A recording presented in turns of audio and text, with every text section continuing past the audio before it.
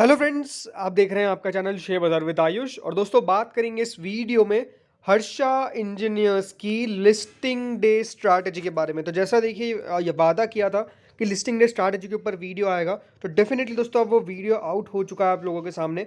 इस वीडियो में देखिए मेन बात यही करेंगे कि कल कितने पर लिस्ट होगा, कितना प्रॉफिट हो सकता है और क्या कल हम बाइंग कर सकते हैं। बिकॉज याद रखिएगा, मूड माहौल थोड़ा सा चेंज होता हुआ देखने को मिला है।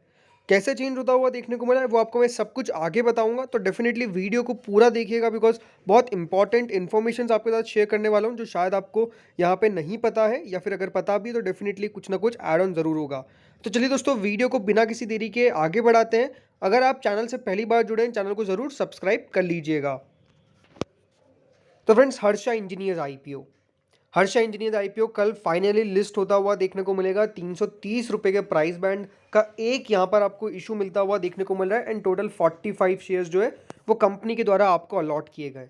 सबसे पहली बात, ये क्वेश्चन बहुत पूछा जाता है कि अगर अभी तक आपकी डीमैट में शेयर्स नहीं दिखा रहे तो आपको यही कहूँगा, डरने चिंता घबराने वाली कोई बात नहीं है। आपके जो डीमैट में शेयर्स है वो डेफिनेटली कुछ समय के अंदर आपको शोना चालू हो जाएंगे। एंड चिंता मत करिए, वो शेयर्स का वो अपने आप आ जाएंगे डीमैट के अंदर कल सुबह से पहले। ठीक है, तो ये बात इंपॉर्टेंट है। वैसे तो सबके आ चुके होंगे, जिनके नहीं आए उनके लिए कह रहा हूँ ये। अब इंपॉर्टेंट क्या है कि 45 शेयर्स दोस्तों कल मिलने वाले हैं। और जैसा मैंने शुरुआत में कहा था कि मूड माहौल चेंज होता हुआ देखने को मिला है। चेंज कैसे होता हुआ देखने को मिला है ये आपको समझना है। देखिए, जब ये आईपीओ की लिस्टिंग होती, माफ़ कीजिएगा, लिस्टिंग क्या, जब ये शुरुआत होती हुई देखने को मिलती है, जब ये आईपीओ आया था, तो मार्केट्स के अगर आप मूव देखेंगे तो वो ऑलमोस्ट अपसाइड था, राइट। लेकिन जैसे दोस्तों ये इशू बंद होता हुआ देखने को मिला, मार्केट का जो मूव था वो डाउन साइड में टर्न हो गया। ठीक है, उस समय बाजार बैंक निफ्टी ने अपना ऑल टाइम हाई टच कर लिया, राइट। 52 वीक हाई भी आपको देखने को मिलेगा जो नया बना लिया। तो चीज़ें अगर आप देखेंगे पूरी चेंज होती हुई देखने को मिल गई। बिकॉज जहां बाजार हाइज बना रहा था, वहां पे अगर आप देखेंगे तो बाजार में एक तगड़ी प्रॉफिट बुकिंग आई, रेट हाइक होती हुई देखने को मिली, जिसके कारण मूड माहौल काफ़ी चेंज हुआ। और इसीलिए दोस्तों स्टॉक ने ये जो आईपीओ आया उसने जो जीएमपी थी उसमें ऑलमोस्ट 1/3 से जीएमपी जो थी वो कम होती हुई देखने को मिल गई, राइट। 1/3 से जीएमपी कम होती हुई देखने को मिल गई। ये अपने आप में एक बहुत बड़ा चौंकाने वाली बात थी। बिकॉज ये इशू बहुत बढ़िया करता हुआ देखने को मिला इन टर्म्स ऑफ सब्सक्रिप्शन, बहुत मैसिव सब्सक्रिप्शन आता हुआ देखने को मिला। अब कितने पर लिस्ट हो सकता है, चलिए इसके ऊपर बात करते हैं। तो फ्रेंड्स देखिए, ग्रे मार्केट जो इसकी है वो भी 151 से 156 रुपये चलती हुई देखने को मिल रही है, राइट। 151 से 156 रुपीज़ की ग्रे मार्केट दोस्तों चलती हुई देखने को मिल रही है। एक समय पे grey market almost 250 rupees touch कर गई थी, ऑलमोस्ट 250 रुपीज़। 100 पॉइंट्स तो अगर आप देखेंगे ग्रे मार्केट में आपको एक ट्रेंड रिवर्स होता हुआ देखने को मिला है, गिरावट आती हुई देखने को मिली है। अब समझिए यहाँ पे ऑब्जर्वेशन क्या लिखा हुआ है, ये इंपॉर्टेंट बात है जो आपको समझनी पड़ेगी। क्या लिखा हुआ है, for the time being GMP shows weak trend but it is not a signal of listing price. वापस से मैं पहले भी आपको काफ़ी बार कह चुका हूँ कि जीएमपी ये एग्जैक्ट नहीं बताती कि कल कितने पर लिस्ट होने वाला है शेयर। जीएमपी दोस्तों एक ट्रेंड शो करती है। ट्रेंड क्या है कि मार्केट्स के ट्रेंड पे चलती है। लेकिन मैं आपको ये कह सकता हूँ कि जो 156 रुपये चल रहा है ना, इससे तो कई ऊपर ही आपको ये लिस्ट होता हुआ देखने को मिलेगा। इसमें कोई चिंता करने वाली बात नहीं है।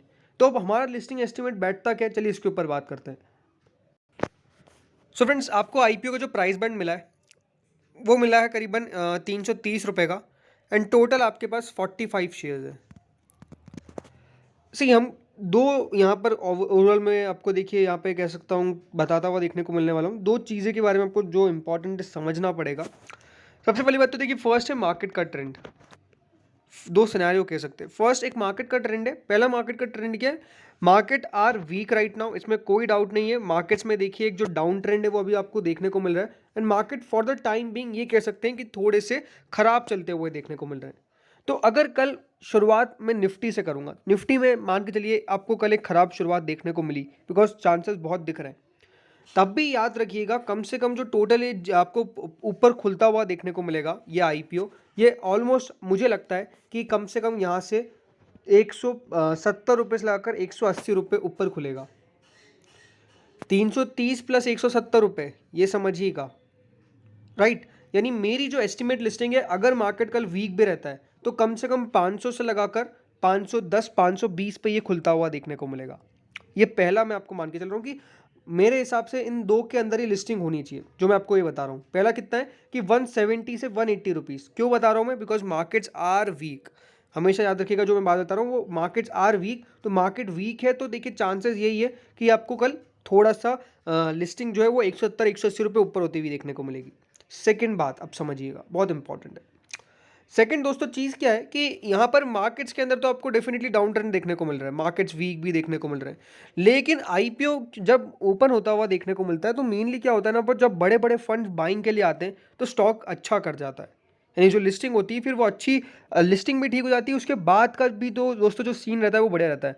मुझे ये लगता है कि बाद का सीन जो रहने वाला है, जैसे कि लिस्टिंग हो गई लेट्स से 500 पे, उसके बाद भी काफ़ी चांसेस रहेंगे कि यहाँ से ये 10% 15% और ऊपर चल जाए। अगर इसकी 5% की लिमिट है तो बात अलग है, वैसे तो नहीं होगी, बट 10-15% 20% ही ऊपर चल जाए इसके चांसेस बहुत रहते हैं, तो ये बात भी इंपॉर्टेंट है।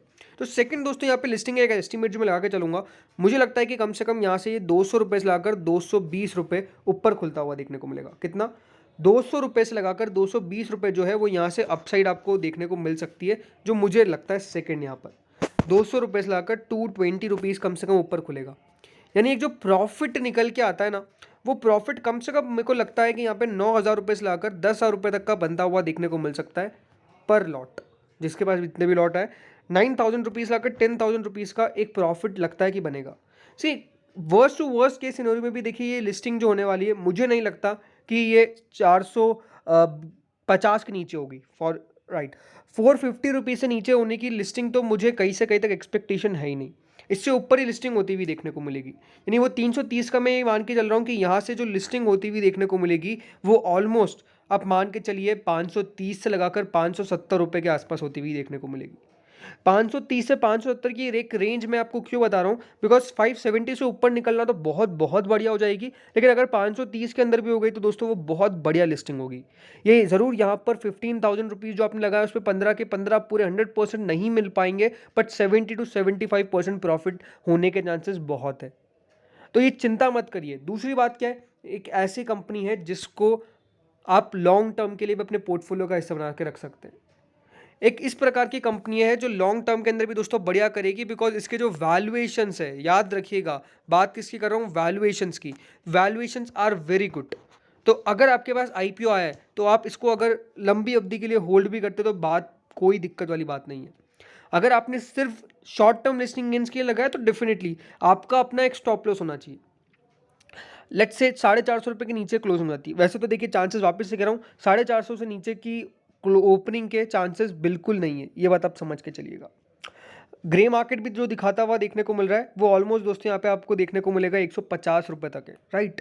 तो 150 रुपये तो कम से कम दिख ही रहे ना, कई जगह 160 रुपये भी है, तो ये बात आप समझ के चलिए कि 170 से 180 के आसपास की लिस्टिंग जो है वो एक मार्केट के बहुत बड़े वीक ट्रेंड में हो जाएगी तब जाके होगी, अदरवाइज 200 to 220 रुपीज़ आपको मिलते हुए देखने को मिलने वाले हैं। तो ये बात ज़रूर है। ये वैल्यूएशंस की बात बहुत मैं आपको जो समझा रहा हूँ कि बहुत सही कंपनियाँ आती हुई देखने को मिल रही है एट अ राइट वैल्यूएशंस, तो यहाँ पे कोई दिक्कत वाली बात नहीं है। तो ये आपको होपफुली समझ में आ चुका होगा कि मेरा लिस्टिंग एस्टिमेट क्या है। कि मुझे अगर एक लिस्टिंग एस्टिमेट ही आपको बता देता हूँ तो मेरा लिस्टिंग एस्टिमेट यही है कि इसकी जो कल लिस्टिंग होती हुई देखने को मिलेगी पूरे आईपीओ की, वो करीबन होनी चाहिए 510 रुपये से लगाकर 570 रुपये के बीच में। 510 रुपये के नीचे नहीं होनी चाहिए मुझे ये लगता है, और 570 रुपये के ऊपर यहाँ पर अगर हो गई लिस्टिंग तो बहुत बढ़िया है, बहुत बहुत बढ़िया है। उसके बाद भी ऊपर जाना चाहिए मुझे ये लगता है। तो ये दोस्तों मेरा एक लिस्टिंग एस्टिमेट है जो आप समझ के चल सकते हैं, एंड डेफिनेटली कल देखना होगा। रेंज इस बार थोड़ी सी बड़ी मैं क्यों बता रहा हूँ, बिकॉज मार्केट को भी समझना पड़ेगा। मार्केट जब तक दोस्तों हमारे इतने फोकस में नहीं रहेगा तब तक देखिए दिक्कतें आएगी। मार्केट लेट्स से अगर ख़राब कर रहा है तो यहाँ पर अगर ऐसा नहीं है कि बिल्कुल भी इम्पैक्ट ना पड़े, इम्पैक्ट तो पड़ेगा ही ना, मार्केट का हिस्सा बनने वाला है स्टॉक, तो ये बात आपको समझनी पड़ेगी। ठीक है, अब बात करते हैं उन लोगों को जिन लोगों को नहीं मिला लेकिन वो इस कंपनी में इंटरेस्टेड है, क्या हम बाय कर सकते हैं। तो दोस्तों अगर यहाँ पर आपके लिए सिनेरियो यही है कि अगर 450 रुपीज़ से नीचे लिस्टिंग होती है उसके बाद डेफिनेटली बाइंग के लिए आप जा सकते हैं। अगर 450 के नीचे नहीं हुई तो डेफिनेटली अभी के लिए अवॉइड, बाद में बाय करेंगे। अगर आपका लॉन्ग टर्म का व्यू है तो डेफिनेटली आपका सही जो भी समझ में आए वो कर सकते हैं, लेकिन अगर एक शॉर्ट टर्म के लिए मुझसे पूछेंगे तो मैं आपको डेफिनेटली 450 से ज़्यादा ऊपर बाय करने की सलाह नहीं दूंगा, बिकॉज मुझे लगता है कि वो बाद में वापस से देखिए थोड़ा बहुत स्टॉक संभलेगा उसके बाद जाके समझेंगे। या फिर आप कह सकते हैं कि मैं आपको ज़्यादातर यही कहूँगा कि अगर आप कोई नई कंपनी को बाय करने जा रहे हैं, अगर आपके पास आईपीओ नहीं आया, दैट वेट जब तक कंपनी के फर्स्ट क्वार्टर एक बार नंबर्स पेश ना कर दे, जैसे अभी Q2 के नंबर्स आते हुए देखने को मिलेंगे, तो Q2 के नंबर्स के बाद यहाँ पर कोई बाइंग सजेस्ट होगी। अदरवाइज अगर 450 के नीचे भी लिस्ट हो जाता है तो डेफिनेटली एक बार आप समझ सकते हैं कि बाइंग बन सकती है, कोई दिक्कत वाली बात नहीं है। तो फ्रेंड्स इस वीडियो में इतना ही था। होप सो वीडियो समझ में आया होगा, अच्छा लगा होगा। मैं ये चाहूँगा कि डेफिनेटली आपका कमेंट भी बताइए कि कल कितने पर लिस्ट हो सकता है। कमेंट डाउन, क्या आप मानते हैं कितने पर लिस्टिंग होने वाली है। तो फ्रेंड्स इस वीडियो में इतना ही था। होप सो वीडियो बढ़िया लगा होगा। अगर लगा तो लाइक कर देना, चैनल से नए जुड़ो सब्सक्राइब कर देना। Thank you friends for watching this video.